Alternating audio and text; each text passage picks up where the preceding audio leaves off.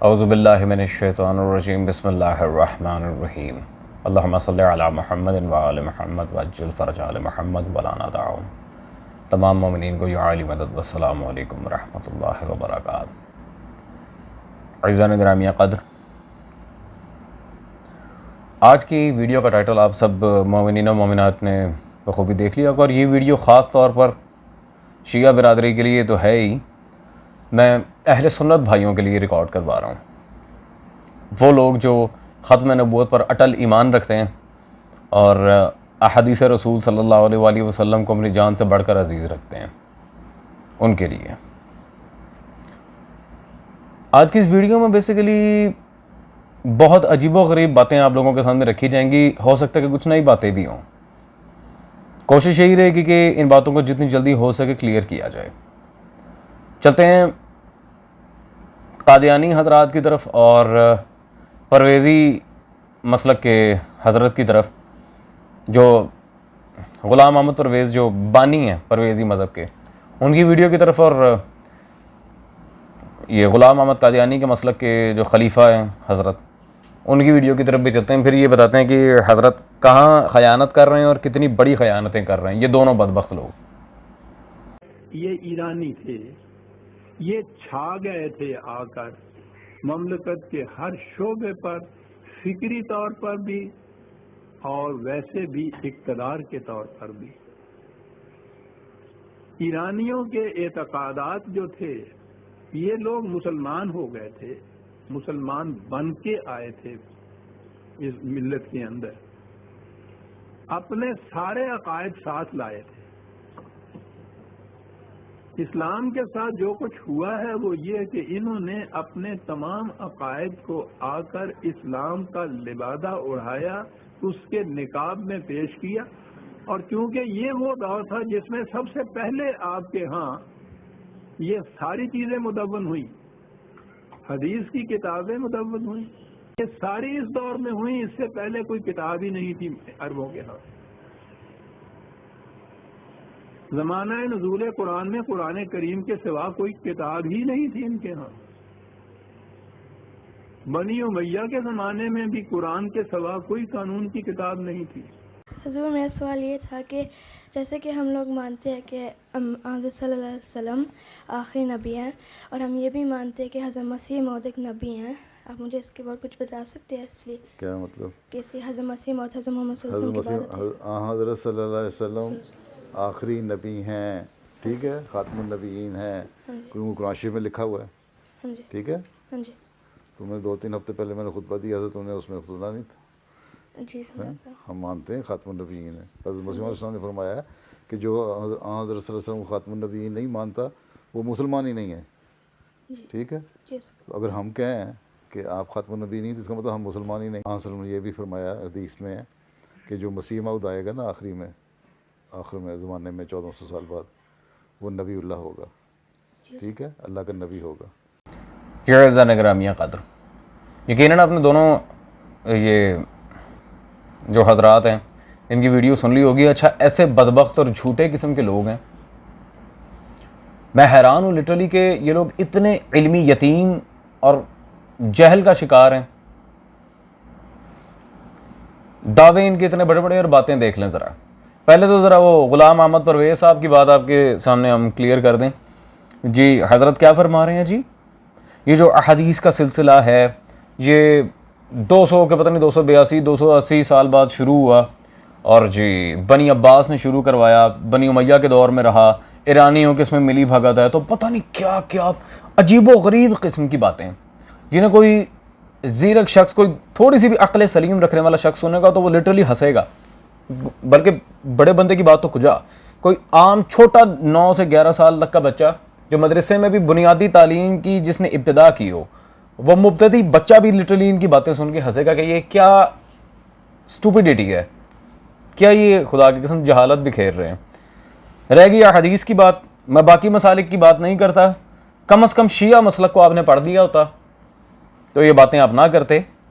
لیکن ہماری باتوں کی ترجمانی برادران اہل سنت کے ہاں سے بھی کہیں گے، کیونکہ میں ویڈیو یہ میری ویسے اہل سنت حضرات کے لیے زیادہ ہے، یہ پھڈا ہی ان کے ساتھ لیتے ہیں.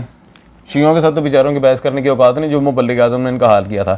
خیر، اگر کتب احادیث کا سلسلہ رسول اللہ کے 200 سال بعد شروع ہوا ہے صلی اللہ علیہ وسلم، تو یہ کیا ہے؟ یہ کتاب سلیم بن قیس الہلالی، یہ آپ اتنے بڑی آپ نے دوربین لگائی ہوئی ہے حضرت. بندہ پوچھے یہ تو حضرت اب مر گئے ہیں اور ان کے علاوہ کوئی پرویزی مذہب پہ اس طرح بولتا نہیں ہے، لہٰذا مجبوراً پہلی دفعہ ایسا ہوا ہے کہ مجھے پرویزیوں کو جواب دینے کے لیے ان کے ڈیڈی صاحب کی ویڈیو یوز کرنی پڑی جو کہ مر چکے ہیں. تو میری مجبوری تھی، ورنہ میں مرے ہوئوں کو جواب نہیں دیتا. آپ میری ساری یہ پالیسی سے بخوب واقف ہیں. میں عادی ہوں آنکھوں میں آنکھیں ڈال کے بات کرنے کا، اور گربان تب تک پکڑ دیں گے جب تک بندہ زندہ ہے. خیر، کتاب سلیم بن قیس اس بندے کو نظر نہ آئی، جہالت کی انتہا ہے. اور میرے پاس لٹرلی اس بندے کی باتوں پر درجنوں جوابات موجود تھے. ایک اور بات ہم اس کے سامنے واضح کر دیں، شیخ علی نصیری کی کتاب علوم حدیث کا تعارف،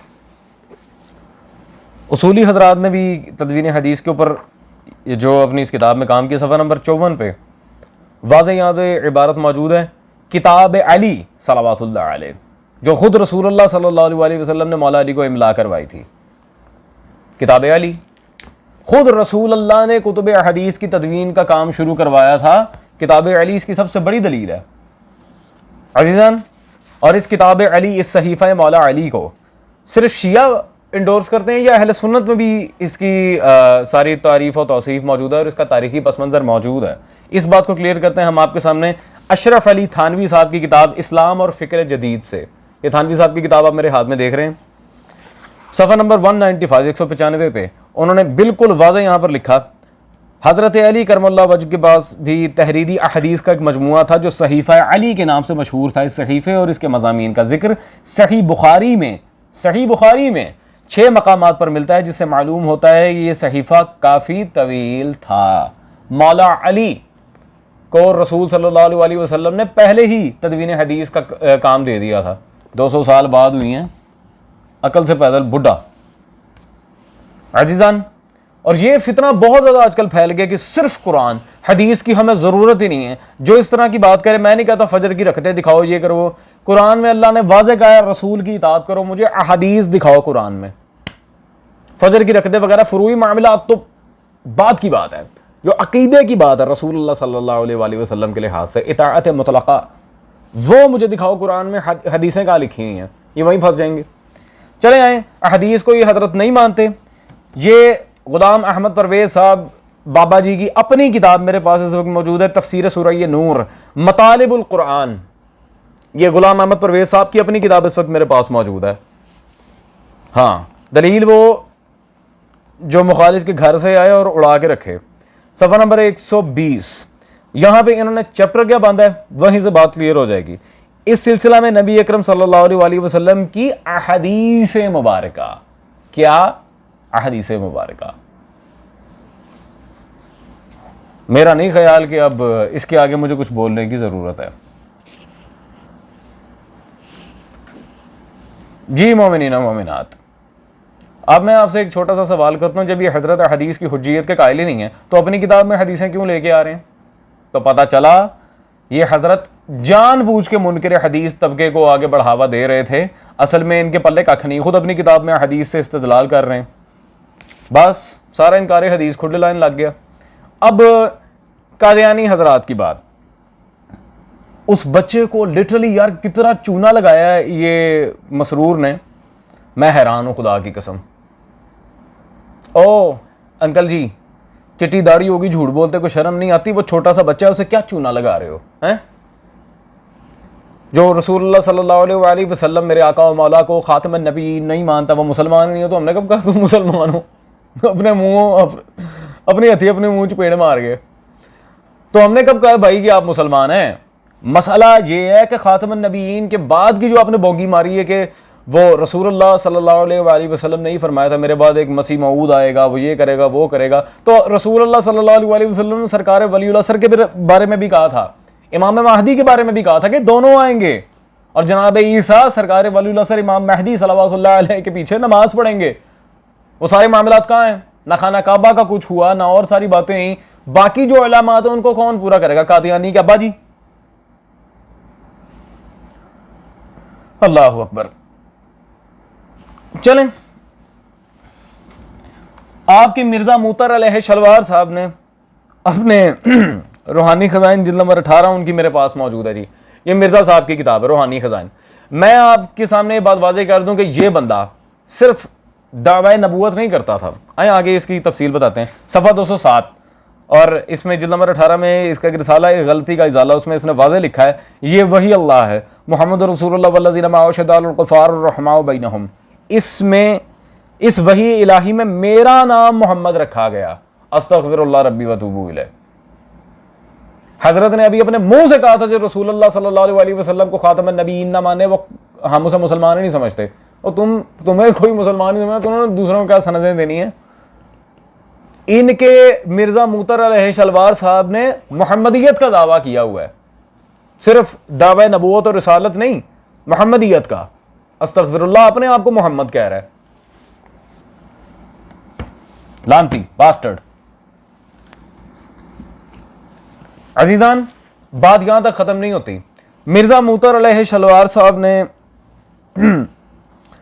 انہوں نے ایک وقرہ ہی اپنا قرآن نکالا تھا, ہولی قرآن کا انہوں نے ترجمہ کیا ہے, لیکن حضرت نے اپنا ایک اور قرآن نکالا تھا جس کا نام ہے جی تذکرہ. یہ مرزا موتر علیہ شلوار صاحب کی اللہ جانے کشف یا الہامات کا مجموعہ ہے. تذکرہ میں اب مرزا موتر علیہ شلوار کا ایک دعویٰ ہے جو میں آپ کو دکھانے لگا, اور نومبر 1891 کی بات ہے. اس بندے نے بغیرتی کی ساری حدیں پار کر دی ہیں. یہ صرف مقام محمدیت کا لالچی نہیں تھا. آگے کیا کیا اس نے, میں نے اپنے کشف میں دیکھا کہ میں خدا ہوں, لا حول ولا قوت الا باللہ, میں خدا ہوں. یہ مرزا موتر علیہ شلوار صاحب دعویٰ کر رہے ہیں کہ جی میں خدا ہوں. استغفر اللہ ربی واتوب الیہ. آپ واضح دیکھ رہے ہیں اس نے لکھا ہے. عزیزان میں اب یہ سارے مرزائیوں سے پوچھتا ہوں, چاہے یہ ربا گروپ ہے, لاہوری ہے, جو بھی ہے, پشوری ہے, جو بھی ہے, میں ان سے یہ ڈائریکٹلی پوچھتا ہوں کہ جس بندے نے خدائی کا دعویٰ کیا ہوا ہے کہ میرے پہ الہام ہے, میں نے اپنے آپ کو ہی اللہ دیکھا ہے, لا حول ولا قوت الا باللہ, اس کا کیا جواب ہے؟ ختم نبوت کی بات تو پھر چھوٹی ہے, اس کا کیا جواب ہے؟ میرا نہیں خیال کوئی جواب ہوگا ان کے پاس. عزیزان بات وائنڈ اپ کرتے ہیں. اب مرزا صاحب کے گھر کی کتاب سے مرزا صاحب کا بیان دکھاتے ہیں ختم نبوت پہ, جو ایک تگڑی ترین دلیل ہے. یہ ان کے مسلک کے قاضی محمد یوسف صاحب فاروق آف مردان, ان کی کتاب یہ میرے ہاتھ میں موجود ہے, شہداء الحق. انہوں نے قادیانیوں کے بارے میں لکھا ہے, جڑے قادیانی مرزا موتر کا دفاع کرتے ہوئے مرے ہیں گٹر میں, انہوں نے شہید لکھا ہوا ہے. صفحہ نمبر 10 پہ یہ مرزا موتر علیہ شلوار صاحب کے انہوں نے یہاں فرمان لکھا ہے, حضرت احمد نے یہ بھی فرمایا میرا ایمان لا الہ الا اللہ پر ہے. ٹھیک ہے جی, ابھی کہہ رہا تھا میں اللہ ہوں ساتھ لا الہ الا اللہ, خیر, اور میں حضرت محمد رسول اللہ صلی اللہ علیہ وآلہ وسلم کو خاتم النبیین یقین کرتا ہوں. حدیث میں لا نبی بعدی کا فرمان درست ہے. اللہ اکبر, مان گئے رسول کے بعد کوئی نبی نہیں ہے, لا نبی بعدی, رسول اللہ کے بعد کوئی نبی ہے ہی نہیں. یہ عزیزان گرامیہ قادر, حدیث میں لا نبی بعدی کا فرمان درست ہے, تو کہاں سے نبی آ گیا؟ اور کیسا فنکار انسان ہے. عام لوگ چونکہ عربی نہیں جانتے, لا نبی بعدی یعنی کہ میرے بعد کوئی نبی نہیں, مطلق طور پہ رسول اللہ صلی اللہ علیہ وسلم نے فرمایا. شرعی نبی, پھر جی امتی نبی, بکواس. مطلق طور پہ رسول اللہ نے فرمایا تھا کہ میرے بعد کوئی نبی نہیں ہے. واضح, اس نے لا نبی بعدی کا ترجمہ ہی نہیں کیا, ایز اٹ از لا نبی بعدی یہ عربی میں لکھ کے فارغ ہو گیا. یہ ڈرامہ چیک کریں ذرا. خیر, میرے خیال جو اہل علم ہیں, جو دلائل سے مناظرہ سے تھوڑی بہت بھی یہ آشنائی رکھتے ہیں, جو ان چیزوں سے شغف رکھتے ہیں, وہ سمجھ جائیں گے کہ کہاں ان کے یہ پرویزی اور یہ قادیانی حضرات نے انہیں چونا لگایا تھا اور کیا سارا معاملہ تھا. اور اگر ان لوگوں کو بہت شوق چڑھا ہوا ہے اپنے بابوں کو حق پہ منوانے کا, تو میں اسی چینل پہ 24/7 بیٹھا ہوں. آؤ اپنے بڑے بڑے بابوں کو لے کے آؤ, مرزے موتر علیہ شلوار کے خلیفوں کو لے کے آؤ, یا پرویز احمد کے جو اب جانشین ہے کہ نہیں ہے, پتہ نہیں کہاں گیا, وہ مر گیا مردود, نہ فاتحہ نہ درود, ان کو بھی سامنے لے کے آؤ. مناظرے کے لیے میں حاضر. That's all. होती है आपसे मुलाकात अगली नशिस्त में. Till then take care. मौला अली वारिस.